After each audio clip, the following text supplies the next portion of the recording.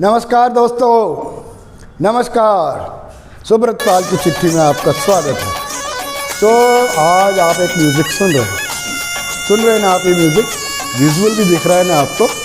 तो ये विजुअल यहीं तक है। Please stop the music, please stop the music. दोस्तों, मुझे ऐसा लगता है ये जो गाना मैंने आपको सुना है, नहीं सिर्फ म्यूज़िक सुना है, ये जो गाना है भारतीय सिनेमा के इतिहास में सबसे फुहड़ गाना है। हमारे संस्कृति के विरुद्ध में है। कितना फुहड़ गाना है, कितना अश्लील गाना है। मैं वो रिपीट नहीं करता चाहता उसके वर्ड्स। मुझे ये समझ में नहीं आ रहा है कि जब ये गाना रिलीज़ हुआ था तब कोई महिला मंडल ने इस पर आपत्ति क्यों नहीं जताई थी, इस पर रोका क्यों नहीं गया था। फिर गंदा गाना था ये।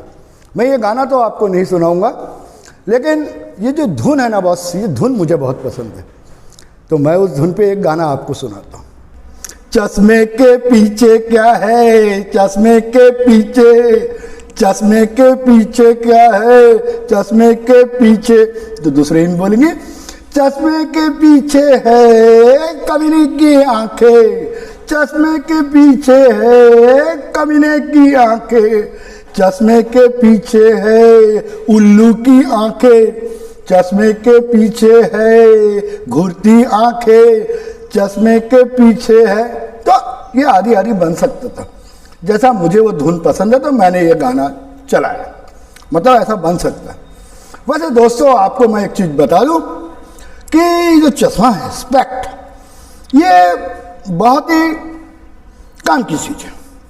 जो मूर्ख है उसे बुद्धिमान बना देता है, और जो बुद्धिमान है उसे बहुत बड़ा बुद्धिमान बना देता है। हर बहुत बड़ा बुद्धिमान चश्मा जरूर पहनता है। वैसे राजनीतिक लोग भी पहनते हैं। मेरी सोनिया भाभी भी पहनती है चश्मा। और सोनिया भाभी जब ये नाक के नीचे तक चश्मा रख के ऐसा देखती है तो बहुत ही इम्प्रेसिव लगती है, बहुत ज़्यादा इम्प्रेसिव लगती है। और वैसी सोनिया भाभी जब ऐसा देखती है, नाक के नीचे चश्मा उतार के पढ़ती है, तो भी बहुत बड़ा इंप्रेशन लगती है। वैसे आपको एक चीज़ बताऊं, बोलचाल के भाषा में ये बोला जाता है कि उसने बीजेपी का चश्मा लगा लिया, उसने कांग्रेस का चश्मा लगा लिया। इस तरह का कोई चश्मा होता ही नहीं है मार्केट में, बीजेपी का चश्मा या कांग्रेस का चश्मा। लेकिन बोलचाल के भाषा में लोग बोलते हैं उसने बीजेपी का चश्मा चढ़ाया हुआ, उसने कांग्रेस का चश्मा बढ़ाया हुआ, लेकिन वास्तव में ऐसा होता नहीं है। खैर, जो बीजेपी के फॉलोअर है वो बीजेपी के गुण गाएंगे, तो इसके लिए उनका कहता है कि बीजेपी का चश्मा पड़ा है। कांग्रेस वालों के लिए भी वैसी ही बात बोली जाती है। अब बॉस, अब मैं आपको बताता हूँ, ये जो राजनीतिक चश्मा होता है, ये राजनीतिक चश्मे के बारे में अगर मैं बोलूँ, मैंने सोनिया भाभी के बोल दिया। हिंदुस्तान में सिर्फ एक ही आदमी है, हिंदुस्तान में सिर्फ एक ही आदमी, एक ही आइकॉन है जो हिंदुस्तान को उबार सकता है, हिंदुस्तान में जोश भर सकता है, प्रगति ला सकता है, भाषण दे सकता है, पूरे पेंडेमिक के बाद से हमें मुक्ति दिला सकता है। और वो नाम है श्री नरेंद्र दामोदर दास मोदी। दोस्तों, पूरा देश, हमारा पूरा देश, अभी मैं उसका नाम नहीं लूँगा जो 3 अक्षर का है, परेशान है, दुखी है। हम सब परेशान हैं, दुखी है। और इस दुखी और परेशानी से कौन निजात दिला सकता है? Only and only one, Narendra Damodar Das Modi. हाँ, सिर्फ वही दिला सकते। बाकी किसी माई के लाल में दम नहीं है कि वो इस दुख, चिंता, भय से हमें मुक्ति दिला दे। उसके लिए बॉस, थोड़ा मोदी जी को कुछ करना होगा। मोदी जी को ऐसा करना होगा कि बहुत दिनों से हमने मोदी जी पर कोई पर्सनल अटैक नहीं किया। हमने कोई मोदी जी पर पर्सनल अटैक नहीं किया। जैसे मोदी जी पर पर्सनल कोई अटैक हो जाएगा तो सारा मीडिया, सारा पेपर उस अटैक के पीछे भागेगा।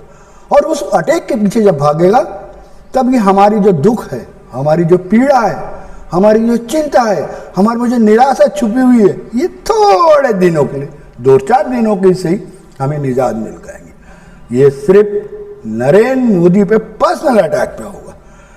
और नरेंद्र भाई तो झेल सकते हैं, वो इसके पहले भी कई तीर झेल चुके हैं मीडिया के या विरोधी पक्षों के। अब नरेंद्र भाई को क्या करना होगा? नरेंद्र भाई को ऐसा करना होगा। उनके जैकेट की भी बहुत आलोचना हो गई, फिर उनकी जो एक शेरवानी बनी थी जिसमें सोने की लगाया गया था कसीदेकारी, उस पर बहुत हो गई थी। अब मोदी जी को ऐसा करना होगा कि मैं ऐसा सोचता हूँ कि मोदी जी को एक स्पेक्ट होल्डर होता है, ऐसा उसको कहते हैं स्पेक्ट होल्डर, जो लटकते रहता है। मोदी जी चश्मा लगाते हैं लेकिन आज तक उन्होंने स्पेक्ट होल्डर नहीं लगाया, ऐसा यहाँ लगता है और ऐसा चमकता हो। लेकिन जब मोदी जी चलेंगे तो क्या साधारण स्पेक्ट होल्डर लगाएंगे? बिल्कुल नहीं, उसका प्लान हो चुका है। मोदी जी की दोस्त है साउथ अफ्रीका में मुकेश, मुकेश अंबानी नहीं, वो तो बम्बई वाले, मुकेश चंगानी। मुकेश चंगानी मोदी जी के साउथ अफ्रीका के दोस्त हैं। उनकी सोने की खदान है और वो सोने की खदान से वो मोदी जी के लिए बहुत महीन धागा निकालेंगे सोने का, और उसमें रत्न को डाला जाएगा, हीरे पन्ना आदि जवाहरात डाला जाएगा और उन्हें उसको माला में पिरोया जाएगा, और उसके बाद मोदी का वो स्पेक्ट होल्डर बनेगा। मोदी जी वो स्पेक्ट होल्डर पहन के जैसे ही आएंगे, आलोचनाएं शुरू। इस पेंडेमिक को प्रधानमंत्री को शोभा देता है क्या? पैसों की कमी आ रही है, मोदी जी की अय्याशी चालू हो गई। ये मोदी क्या कर रहा है? जितना खर्चा सहन करना चाहिए क्या? आधी आधी बातें चालू हो जाएंगी, मीडिया बोलने लग जाएगा, विरोधी पक्ष बोलने लग जाएंगे। मोदी जी शांत हाथ बांधे रहेंगे, दाढ़ी होगी, मोदी जी कुछ नहीं कहेंगे। फिर 2-4 दिन ये तमाशा चला, लोग मोदी जी की बहुत तीर चलाने लग गए, लेकिन मोदी जी फिर उसके बाद मन की बात में आएंगे और बोलेंगे, बहनों और भाइयों, आजकल मेरे स्पेक्ट के बारे में बहुत बोला जा रहा है, स्पेक्ट होल्डर के बारे में, और वो फिर सच्चाई बताएंगे और वो बोलेंगे, बहनों और भाइयों, मेरे एक मित्र हैं मुकेश, ना मुंबई वाले मुकेश अंबानी नहीं, मेरे एक दोस्त है मुकेश चंगानी, साउथ अफ्रीका में उनकी सोने की खदान है, ये उन्होंने बनाया है। मैंने तो मुकेश को मना किया था, लेकिन फिर मुकेश ने बोला इसको पहन तो लो, आप पहन लो, इसकी कॉस्ट जो है 1-2 करोड़ रुपए, शायद 5 करोड़ रुपए तक पहुंच जाएंगे, क्योंकि मोदी जी पहन रहे। इसके बाद अपन ने नीलाम कर देंगे। तो प्लान के अनुसार भाइयों और बहनों, मैं ये आज मन की बात जो आपको दिख रहा है, ये आखिरी बार मैं ये स्पेक्ट होल्डर पहन रहा हूँ। इसके बाद मैं मुकेश को बुलाऊंगा और इसको बोलूँगा न्यूयॉर्क में इसकी नीलामी कर दो, इससे जो फंड आएगा ये फंड इस पेंडेमिक में काम आएगा। मैं वैसा नहीं हूँ दोस्तों। और फिर वापस मोदी जी की जय, पूरा हिंदुस्तान गदगद हो जाएगा मोदी जी। मैंने कहा था सिर्फ मोदी है, सिर्फ मोदी है, मोदी है, मोदी है जो इस हमें दुख कष्ट से निजात दिला सकता है, सिर्फ मोदी जी। मोदी जी में वो कला है बॉस, मोदी जी में वो कला है। वैसे क्या बोलते हैं, बराबर बोल रहा हूँ ना मैं? हाँ, तो मोदी जी की बात हो गई। अब मैं आपको एक चीज़ पूछता हूँ बॉस, कि हिंदी टीवी सीरियलों में एक बहुत बढ़िया सीरियल चल रहा है कॉमेडी वाला, तारक मेहता का उल्टा चश्मा। कहते हैं बहुत सालों से चल रहा है, इसका एक रिकॉर्ड बन गया है। तो इसके तोड़ के लिए मैंने एक बनाया है, पप्पू का उल्टा चश्मा। पप्पू तो जब से पैदा हुआ तब से एपिसोड ही एपिसोड बन रहे हैं। अगर पप्पू का उल्टा चश्मा बन गया तो तारक मेहता का सारा रिकॉर्ड टूट जाएगा। और पप्पू के उल्टे चश्मे की एक खासियत ये रहेंगी बॉस, ये सिर्फ हिंदी में नहीं बनेगा, ये हिंदुस्तान के सारे भाषाओं में बनेंगे, क्योंकि डिमांड है पप्पू की, पप्पू का उल्टा चश्मा। और वो तो तारक मेहता में स्क्रिप्ट लिखना पड़ता है, यहाँ तो पप्पू खुद ही लिख लेगा। और पप्पू के उल्टे चश्मे में एक खासियत और रहेंगी, ये 2 इंटरनेशनल लैंग्वेज में बनेगा, एक अंग्रेजी में और एक पप्पू के नैनिहाल, मैं नाम नहीं लेता, पप्पू के जो नैनिहाल है उस भाषा में भी बनेगी। मतलब हिंदुस्तान के 10-15 लैंग्वेज में बन जाएंगी और इंटरनेशनल 2 लैंग्वेज में। क्या बोलते हैं भैया उसको, बिग क्या ब्लास्टर बोलते हैं, क्या बोलते हैं, कौन सा ब्लास्टर? ब्लॉकबस्टर, ब्लॉकबस्टर बन जाएगा। देखो मेरा चेला बोलता है ब्लॉकबस्टर। मैं बंगाली हूँ, मुझे मालूम है बंगाली में कैसे बोला जाएगा, ये मैं चिट निकाल लिया हूँ एक तमिल बोलने के लिए। बंगाली में बनेगा पप्पूर पापुर उल्टा चश्मा। अब मराठी में बनेगा पप्पूचा उल्टा चश्मा, पप्पूचा उल्टा चश्मा।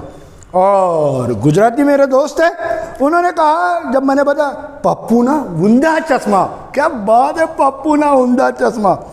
और ये तेलुगु में मेरे एक दोस्त है नागार्जुन राव, बहुत ऊंची पहुंच रखते हैं मुंबई में, फिल्मी हस्तियों से भी है। मैंने उसको रात को बोला, भाई नागो अपने को तेलुगु में सीरियल बनाना है, पप्पू का उल्टा चश्मा, इसको ट्रांसलेट कैसा करेंगे? तो ए भाई वो जरा कैमरे में बता, बड़ा कठिन शब्द है भाई। देखो संगपाल ये आ रहा है, मैं पढ़ के सुनाता हूँ। ये लिखा है, जा भाई, पप्पू ताला कुरुलुंगा कला जाडू।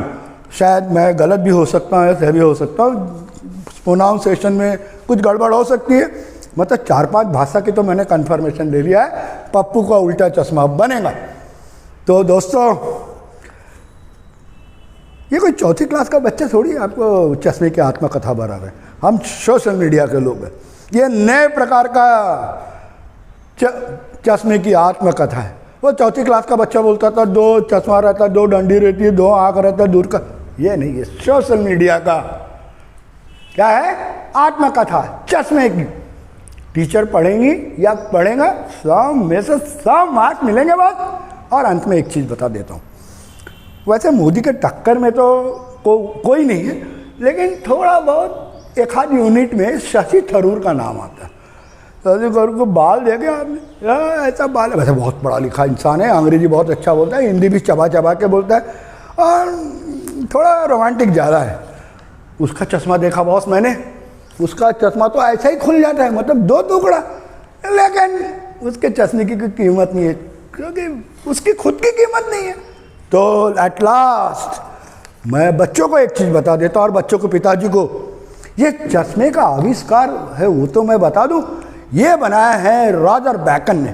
थैंक यू रॉजर बैकन साहब, आपने 1600 साल पहले चश्मे का इजाद किया, और मैं 400 साल बाद, 400 ही होगा कि 4000 होगा, जो भी हो आप लोग गणित लगा लो भाई। उसके बाद आज सोशल मीडिया में मैं नए तरीके से पेश कर रहा हूँ चश्मे की आत्मकथा। तो पसंद आई होंगी मेरी आत्मकथा। मैं नहीं बोलता लाइक कीजिए, सब्सक्राइब कीजिए, वो कीजिए, नहीं कर लिया कीजिए बॉस। हम लोग नए हैं स्ट्रगलर, तो हमको थोड़ा प्रोत्साहन मिल जाता है। तो आप चश्मा लगाते हैं नहीं लगाते देख लीजिए, चश्मा तो लगाते होंगे लेकिन अपने आप को मोदी समान बनाइए। मैं मोदी की कितनी भी बुराई करूं, लेकिन मोदी आइकॉन तो है, अभी तो मोदी का आइकॉन तोड़ कोई नहीं है। पप्पू है लेकिन उस तरीके का नहीं है। तो नमस्ते, अच्छे से रहिए, मास्क लगाइए, ग्लव्स पहनिए, डिस्टेंस मेंटेन कीजिए। जय हिंद, जय भारत, अच्छे से रहिए बॉस। मैंने उस परेशानी से दूर करने के लिए एक थोड़ा कॉमेडी वाला वीडियो बनाया, उम्मीद है पसंद होगी। नमस्कार।